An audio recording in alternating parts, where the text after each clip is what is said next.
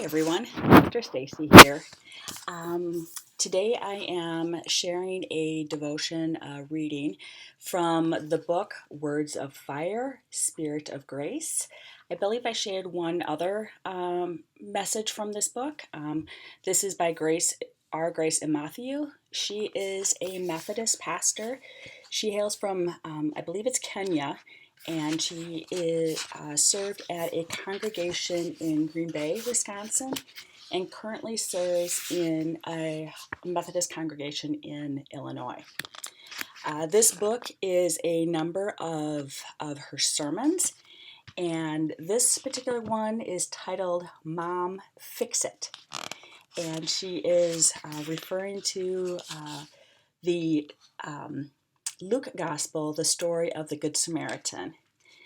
So if you want to pull out your Bible, feel free. It is Luke chapter 10, and there's two verses that are being looked at here, and then I will share what Grace has to say regarding this particular Bible passage. So, Mom, fix it. From Luke 10, verses 33 and 34. But a Samaritan, while traveling, came near him, and when he saw him, he was moved with pity. He went to him and bandaged his wounds, having poured oil and wine on them. Then he put him on his own animal, brought him to an inn, and took care of him. That is the text, the Luke text. And Grace has this to say. Today I was listening once again to Jesus telling the parable of the Good Samaritan. And as I did so, I began thinking of the often unrecognized work that mothers do of fixing broken things. Moms may be able to relate to this. Moms play a vital role in keeping things from getting broken, and when things break or are damaged or injured, it is mom's job to fix them. Moms are supposed to keep and make things right while armed with nothing more than a paperclip, a kiss, or simple words. They are supposed to be able to weave a story out of thin air, and moms are expected to compose songs complete with music and lyrics that make the monsters disappear and makes the world a safe place again. Moms have learned how to fix not just broken chains in commodes or bicycles that won't pedal. They also fix trains, trucks, and tanks. To be a mom is to be a fixer, a mender, a repairer, a restorer, a peacemaker, peacekeeper, and a visionary leader. I know this to be true now that I'm the mom of a 2-year-old boy. I spend significant amounts of time each day making sure things don't break, and when something breaks or stops working, I am called upon to fix it. I was thinking about the role of moms fixing things while listening to Jesus tell the story of the Good Samaritan. A traveler is robbed on the road from the city of Jerusalem to the town of Jericho. And on that windy, steep road, the robbers did more than steal the traveler's wallet, watch, ring, and donkey. They humiliated him. The robbers stripped the man naked, taking his cloak, his shorts, his socks, his boots. Furthermore, the robbers, their cruelty knowing no end, beat up the traveler. I imagine they slapped him, punched him, kicked him. And brutal as they were, they did not kill their victim, relieving him of his poor, humiliated, and excruciating condition. No, sir. They left him in the scorching sun with his life hanging on a thread. Robbed, stripped, and bloodied, the traveler was left to die alone. In retelling the story of the robbery, I have concentrated on the intense violence of the attack. But Jesus recounts the events with quick, detached precision so that it is easy to miss the viciousness. In wondering why Jesus did not linger on the graphic details, I find myself inventing 1,000 of alternative explanations. Perhaps Jesus' audience had personal knowledge of the attacks and the robberies, and that there were so that there was no need to be explicit. As a scholar, I know that Jesus and his audience lived in a world full of physical violence, in which hunger, poverty, robbery, and general insecurity were commonplace. In quite a few of the stories that Jesus tells, we get a first-hand look at the violence of first-century Palestine. Do you remember the story in Luke 12, the house owner who is ready day and night guarding against a thief? And then there's the story of the slave who, when promoted, beats the heck out of the other slaves, women included, causing his master to punish him with thorough thrashing. This is in Luke 12. Remember the king's birthday that turned into a Halloween of sorts, when the king loses his head. This is in Mark 6. What's more, there are some scholars who point out that it is no coincidence that the first people to hear peace on earth, that very first Christmas night, were shepherds. In rural antiquity, shepherds knew all about violence. They often caused it themselves by keeping flocks belonging to others and turning a blind eye when their flocks trampled over the cultivated fields of settled communities. Let's face it, Jesus, the Prince of Peace, did not live in a bubble in some fantasy never land. Jesus lived in a world complicated by violence. It was as insecure as we know our own world to be. So most likely, when his audience heard of the violent robbery that happened on the road from Jerusalem to Jericho, they said, "Yep, happens all the time." Now, if you are hearing the story for the first time, let me mention that the robbers are mentioned only once, in Luke 10, verse 30. They get half a line of text, and then nothing more is said about them. Don't expect vivid descriptions of how the robbers are sought out, how they are hunted down, and how they are brought to justice. Don't expect to read anything about the robbers ending up in some hot eternity in the abyss where they become meat for hell's grill. Now, I don't know about you, but I have struggled with the story at this point. I have often asked Jesus to pause and to explain the robbers. I have often spoken to Jesus about my disappointment at this loose end. My response is no doubt influenced by storytelling tradition that always brings the bad guys to justice. I have a problem with robbers and murderers dying a natural death in their old age. I want them to be punished for their crime, and the good guy to get the loot and to ride off into the sunset. But Jesus does not tell that kind of a story.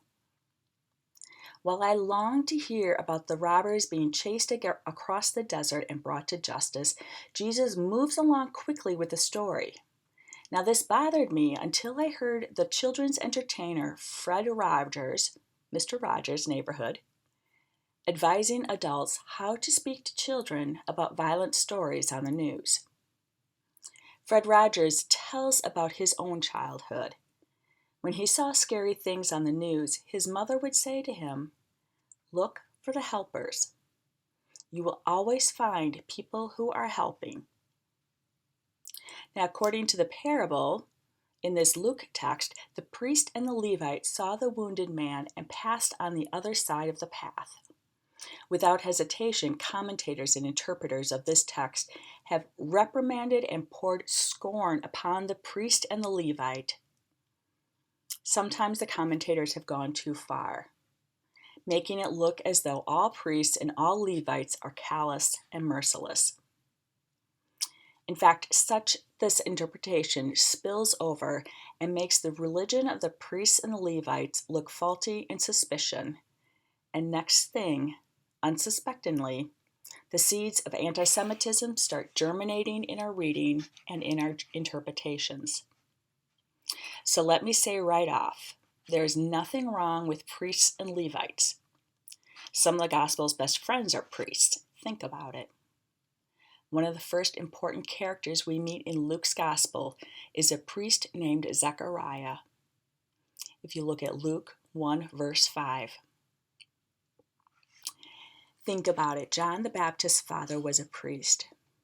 Similarly, if you had asked anybody in the early church, they would have told you that some of their finest members were Levites. Think of Barnabas. He was the source of encouragement for the little fledgling church in Jerusalem, and they nicknamed him Son of Encouragement. If you look at Acts chapter 4, verse 36, you will see that this Levite sold his land and put every single cent into the offertory basket.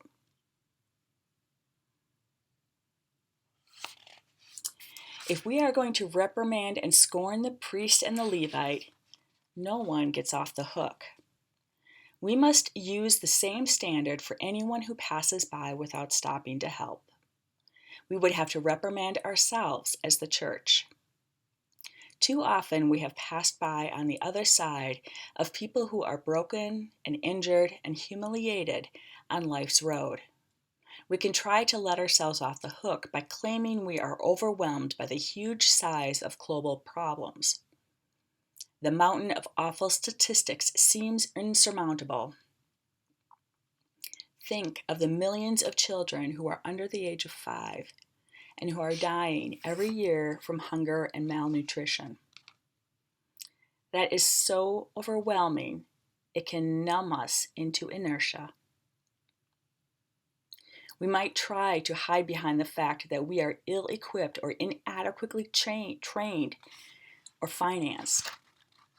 Many of us would be willing to drop what we are doing today and help. But what can one person, one congregation, one community,